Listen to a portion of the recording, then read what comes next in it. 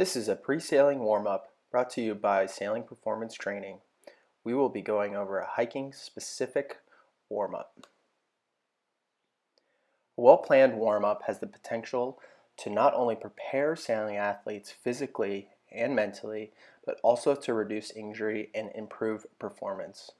By implementing this proper warm-up routine, you will be able to hit the water primed and ready for the demands that racing and training will have on your body.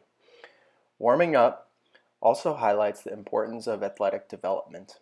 These learned movements, breathing techniques, and mental patterns trained and instilled during the warm-up are all part of the athletic development process and help in learning physical literacy. Warm-ups are viewed to serve four primary purposes: mental readiness, physical readiness, injury prevention, and performance enhancement. We use the R.A.M.P protocol, which was first developed by Dr. Ian Jeffries. Each of these phases of preparing the mind and body play an important role in the athlete's preparation towards training or competition. SPT has modified the R.A.M.P framework to include mental preparation to generate proper connection and communication with the body, since sailing demands significant mental and neuromuscular activation. Often, mental aspects of warming up get overlooked. All right, so let's get to it. Phase one is raise. We're going to prepare the mind and learn to breathe to start. First, go ahead and sit down and set the intention behind the day's training. Review the goals, visualize the movements, and the end result. Then, while in this mental state, begin breathing. We practice diaphragmatic breathing, which is belly breathing. A good strategy is 5 seconds inhale, 5 seconds hold, 5 seconds exhale. Continue that for up to 2 to 3 minutes of intentional breath and mindset.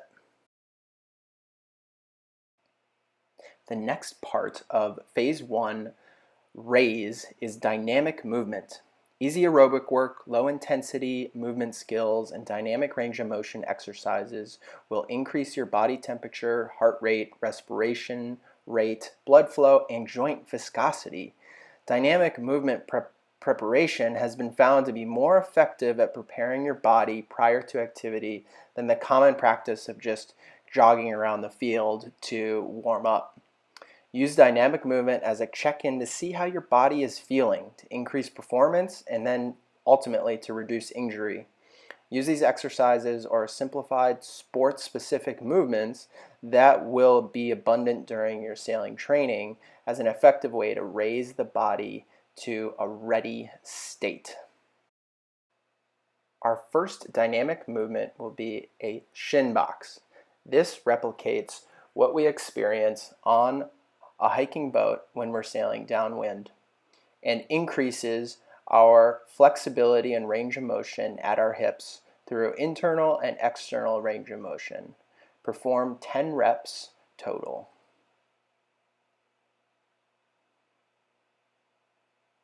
Next, we will challenge the movement by becoming unsupported with our hands and completing the movement to a hip extension at the top.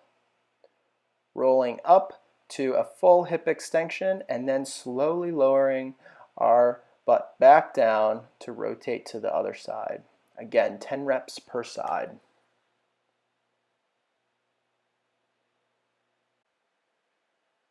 The next dynamic movement will be the world's greatest stretch. Start out with a forward lunge, bring that elbow to the instep, and then reach up to the sky, and then reach back into a half front split, stretching that hamstring. This is a great movement pattern to warm up prior to sailing, as it actuates and activates all areas of the hip. Complete 3 reps per side.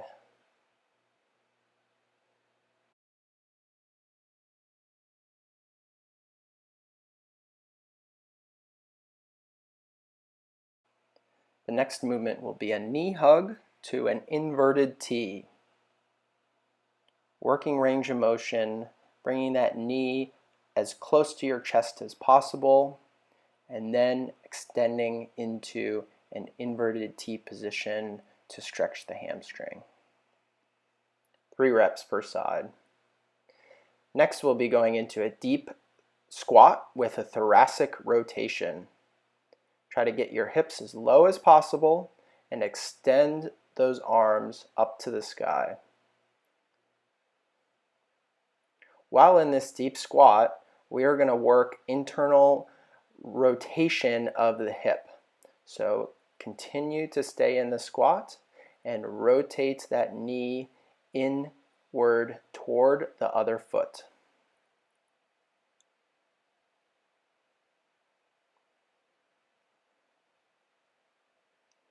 Lastly, we are going to get a full stretch of our hamstring and posterior chain with an outside, inside, outside, back stretch. Reach to one leg, then the middle, then the other leg, and then reach up and extend back. Complete 3 reps per direction. So after 3 reps, switch directions and go around the other way.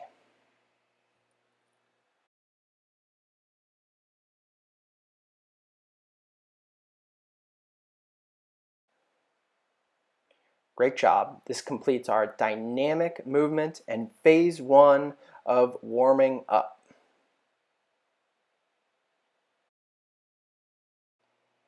Now we will move into phase 2 of the R.A.M.P protocol, activate and mobilize.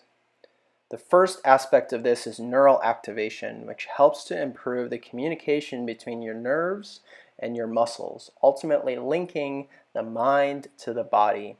These are an integral part to the athletic performance and will allow for 1, a faster recovery from the on-the-water training, 2, prevent neural fatigue or overtraining, and 3, improve neuromuscular coordination, which will help with speed and the development of power for your sailing performance or gym sessions.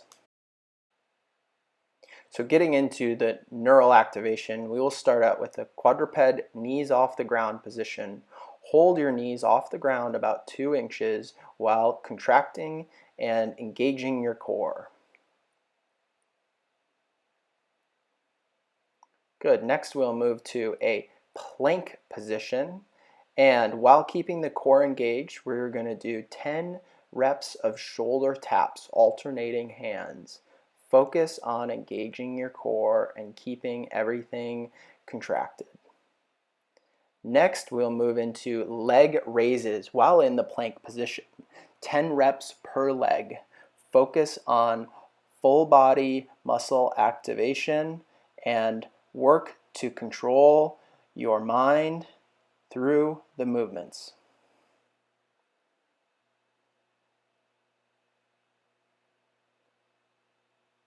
Good. Next we will go into a low crawl, forward and backward. Starting in that all fours quadruped position, walk backwards and forwards very slowly, making sure that the hips do not sway side to side and the back stays nice and flat. This will really help to activate that mind-body connection. Next, we're going to get a little bit more dynamic with the neural activation. First, we'll start off with a single leg balance, 10 seconds per side. Focus on stability. Good. Next, we're going to go into a base pogo, dropping down to an athletic stance and making slight jumps off with your feet. 10 seconds of work. From the same position, we're going to go into 2-inch runs. 10 seconds of work. Stay low, stay active. Great. And lastly, we are going to go into a base rotation.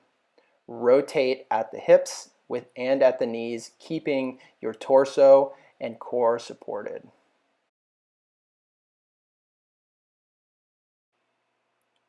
The second aspect of phase 2, activation and mobilization, is muscle activation. It is critical prior to getting on the water or training in the gym. It is important to activate both your lower body and upper body areas within all planes of motion. Pre-training muscle activation will increase that muscle-brain communication, which will increase strength over time. It will also improve coordination and movement efficiency on the water, so you'll have higher quality training. It'll improve your flexibility by limiting the body's need to compensate when you start to fatigue with some of those sport-specific skills, as an example, hiking for long durations. It also lowers the risk of injury on the water by creating structural balance so your body is in a more balanced, activated state prior to loading in a very sport-specific state. Let's start with the lower body activation. Hop down on the ground, and we are going to start with a glute bridge marching, 10 reps total, alternating legs, focusing on that posterior chain and flexion at the hip. Next, we're going to hop up to standing and go into a lateral squat. Wide stance with the legs, and we're going to focus on driving the hips back, alternating legs, 10 reps total.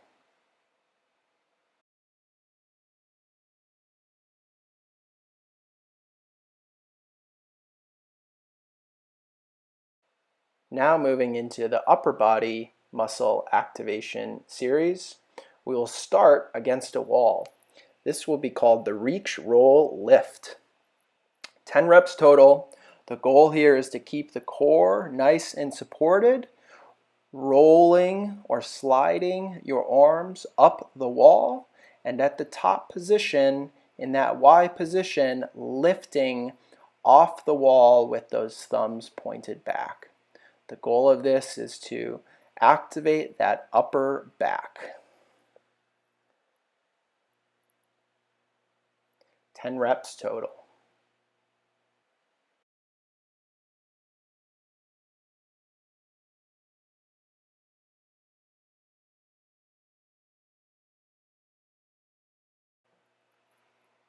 Now we're going to hop back to the ground in a plank position, and this one is called pillar bridge to plank.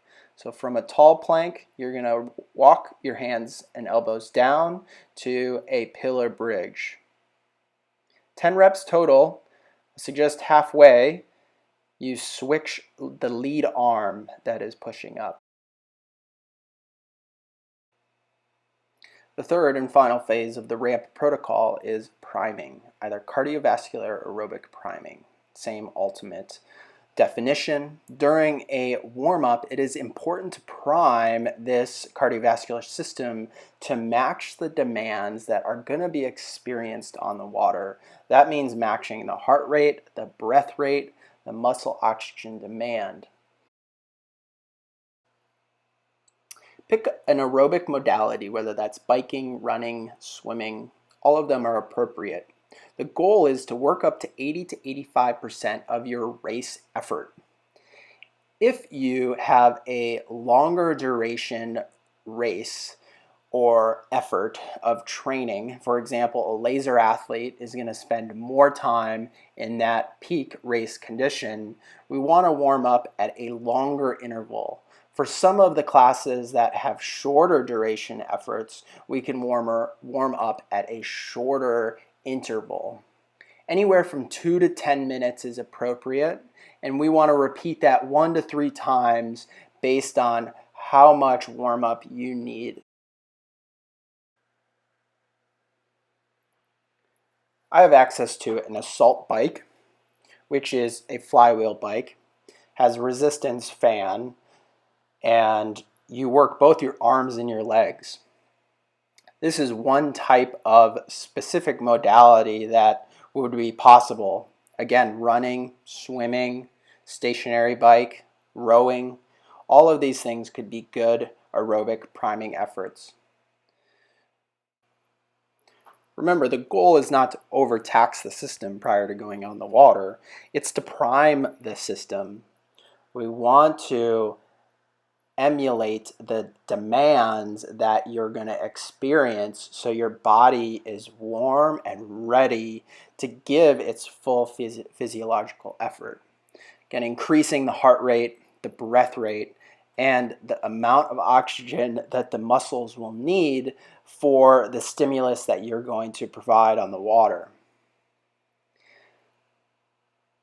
I picked a 2-minute effort here just for the simplicity of the video, but again, anywhere from 2 to 10 minutes is appropriate depending on how long it's going to take you to warm up to those conditions and what type of modality you're doing. For a laser specific athlete, or a hiking endurance athlete, let's call it, reaching a heart rate or beats per minute of 145 roughly would be a good goal for this aerobic priming effort.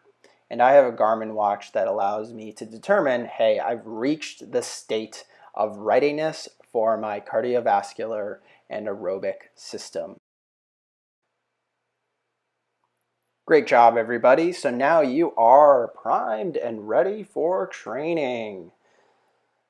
I hope you enjoyed this warm-up protocol by SPT, and during your next sailing session, make sure to follow that R.A.M.P protocol. Stimulate the mind, breath, and activate the muscles, as well as prime that cardiovascular system.